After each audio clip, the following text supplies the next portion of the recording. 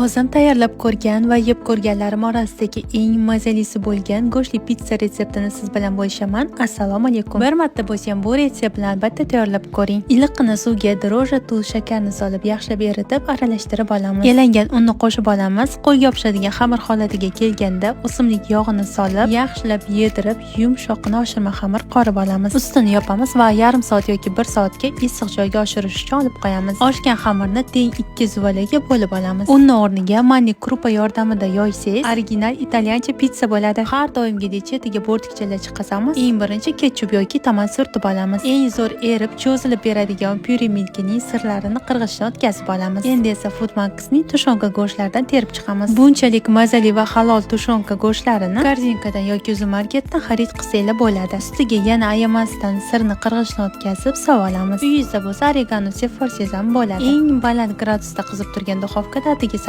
daqiqa davomida pishirib olamiz. Yoqimli ishtaha.